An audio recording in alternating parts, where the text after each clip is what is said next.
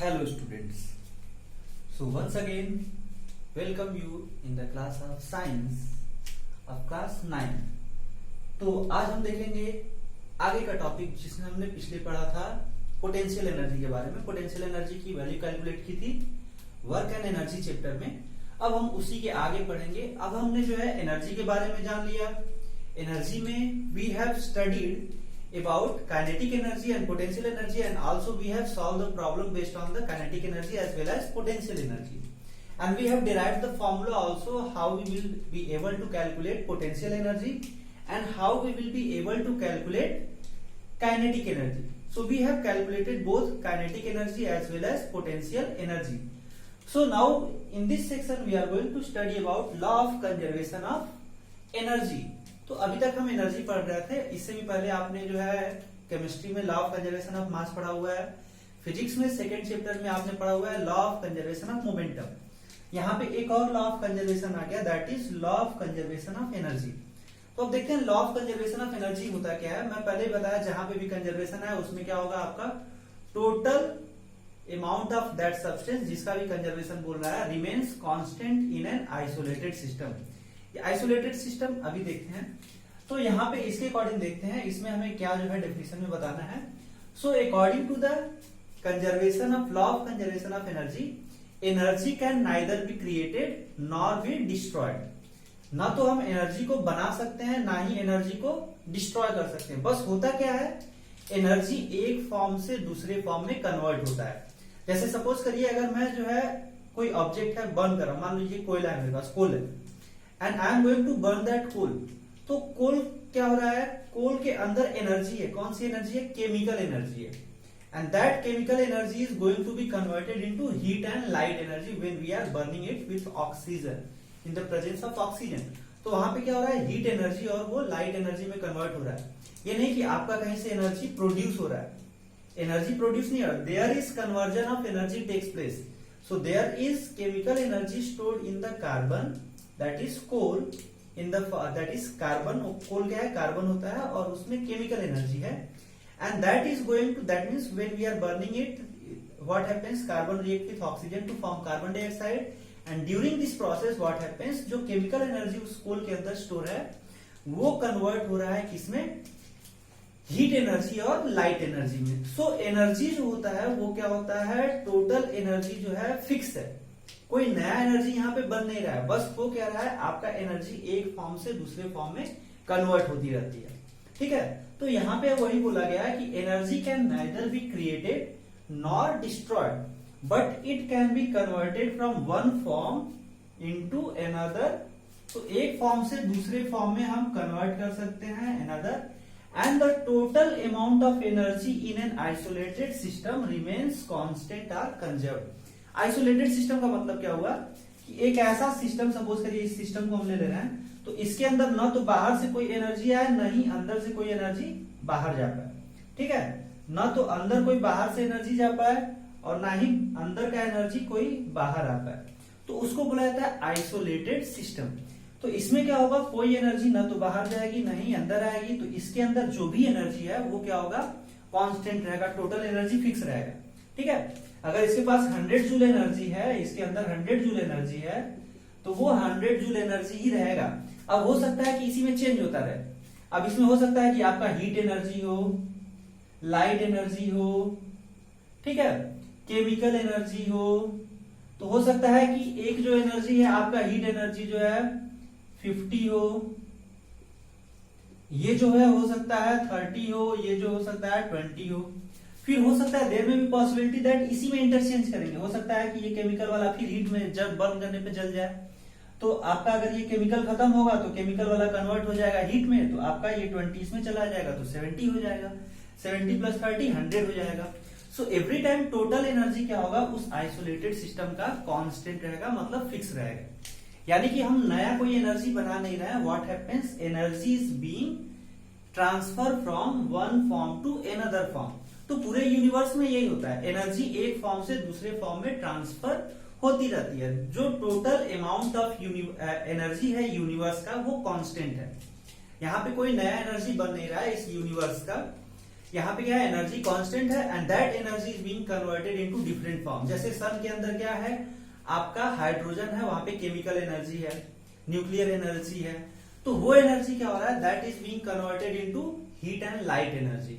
तो वो light energy अर्थ पे आ रहा है, फिर अर्थ पे क्या होता है, लाइट एनर्जी के कारण ही डिफरेंट फॉर्म ऑफ एनर्जी जो है बन रहा है। लाइक आपका ओशन एनर्जी हुआ, ओशन में वेव फॉर्म होते हैं, वो हीट और लाइट की वजह से ही है।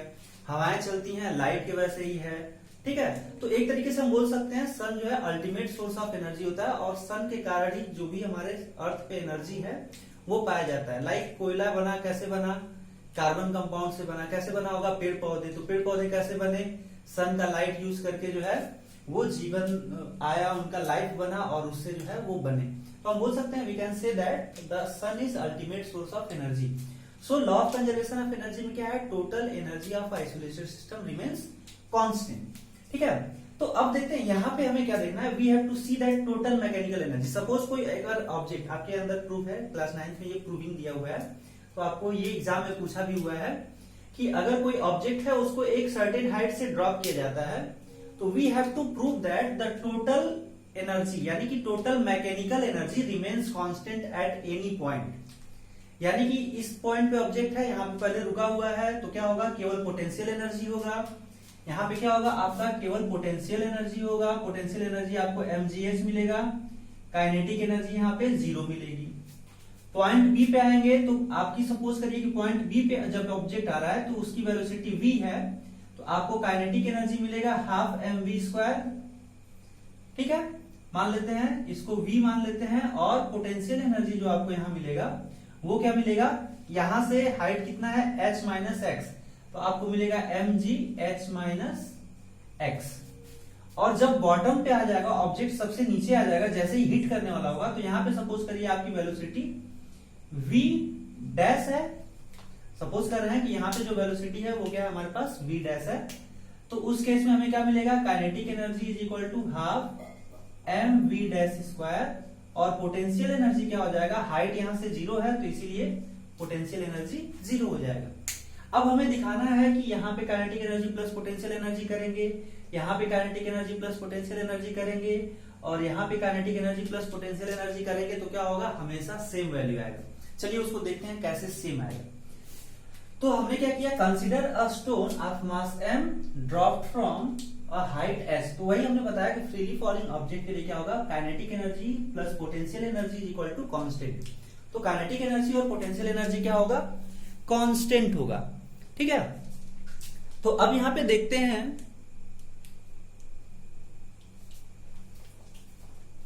Consider a stone of mass m drop from a height h height से मास को ड्रॉप किया जा रहा है।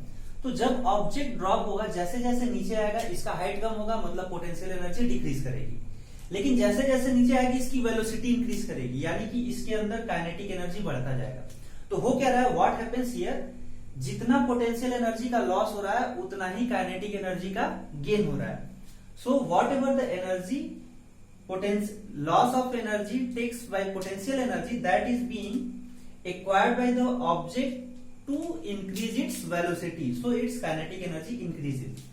So that's why what will happen, the total energy will remain constant. तो every time आप देखेंगे, अगर सपोज करते हैं कि यहाँ पे 100 जूल है पोटेंशियल एनर्जी, तो जैसे ही नीचे आएंगे तो अब क्या होगा, यहाँ पे जो पोटेंशियल एनर्जी होगा, सपोज करिए बी पे अगर 80 जूल होता है, तो आपका जो काइनेटिक एनर्जी यहाँ पे 0 था, टोटल कितना होगा आपका 100 प्लस 0 100।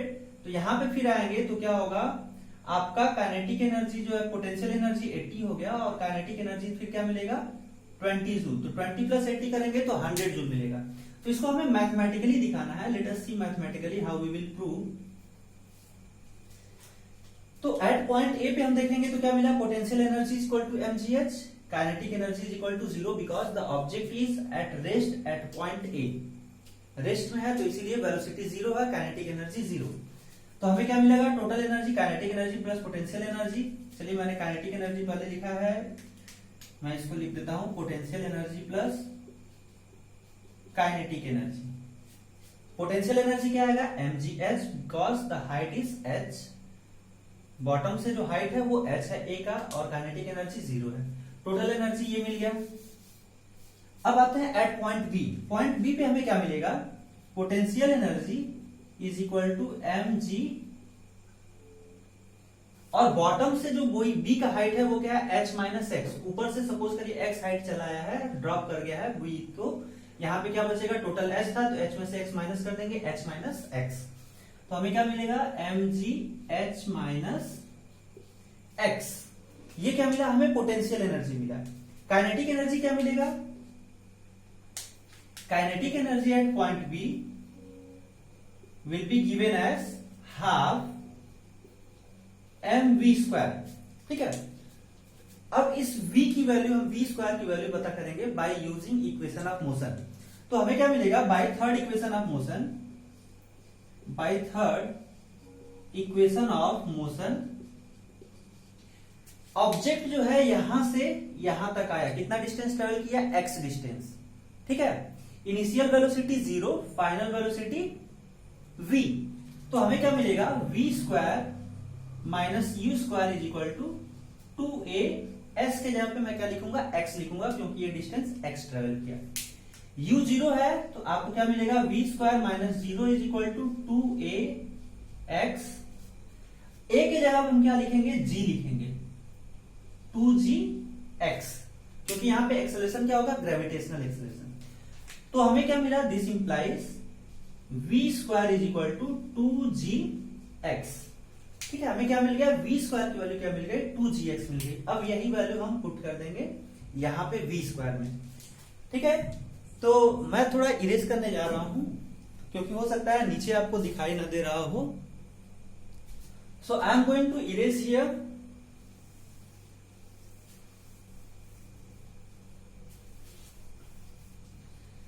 तो हमें क्या मिला, we have v square is equal to 2gh।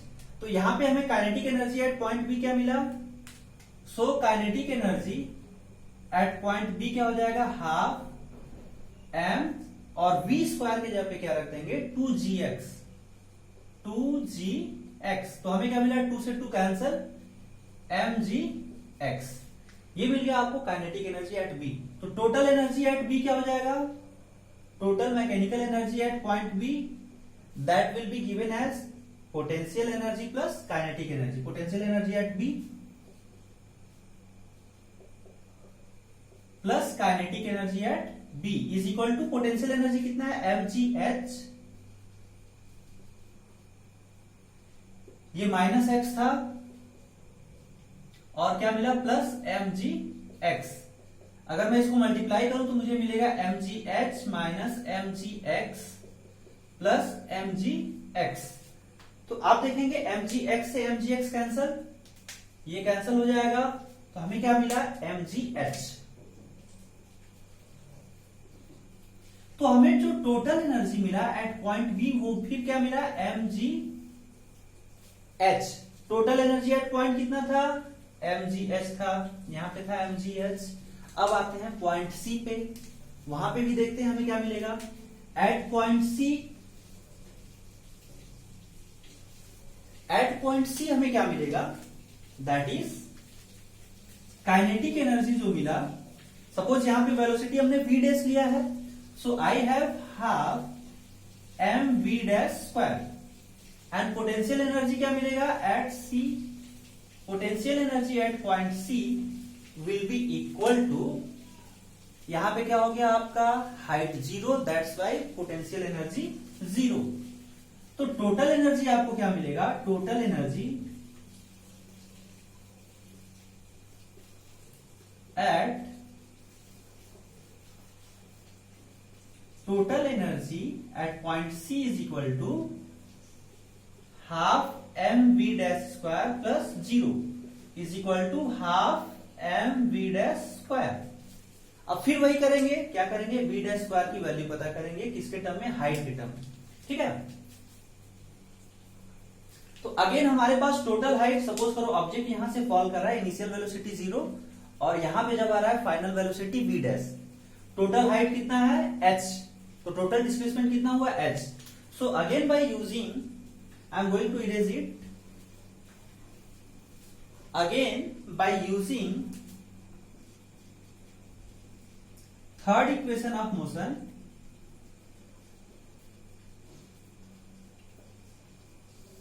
We have v dash square minus u square is equal to 2gh। Total displacement h है, final velocity v dash, initial velocity u। इसकी value 0 है तो हमें मिला v dash square is equal to, ये 0 है, मैंने 0 रख दिया तो ये हट गया, आपका मिलेगा केवल 2gh। Now I am going to put the value here. So I will have total energy, जो हमें यहाँ पे टोटल एनर्जी मिलेगा, total energy, so total energy at point C is equal to, हमें क्या मिलेगा, half M we dash square के जब क्या रखेंगे 2gh, 2gh, 2 से 2 कैंसल, हमें क्या मिलेगा mgh। So total energy at point C is equal to mgh। तो यहां पे भी हमने क्या देखा, total energy at point C mgh, total energy at point B mgh and total energy at point A जो हमने यहाँ पे देखा था, जो मैंने इरेज कर दिया है, वो भी आपका क्या मिल रहा है mgh। So every time we are seeing here that the total energy at any point, यानी ए मैंने ले लिया, कोई पॉइंट भी ले लिया, बी कहीं पे भी है, बी ले लिया, सी ले लिया, तो every point what will happen, the total mechanical energy remains same. So that's why we can say that here the energy is conserved. जो टोटल एनर्जी है वो क्या है, कांस्टेंट है। इसका मतलब during the free fall of an object, या किसी ऑब्जेक्ट को ऊपर थ्रो करेंगे तो उस केस में हमारा क्या होगा, जो एनर्जी होगी that will B conserved. That means at any point we will see that the total energy will remains same। तो ये हो गया लॉ ऑफ कंजर्वेशन को हमने वेरीफाई किया है for freely falling object. Okay students,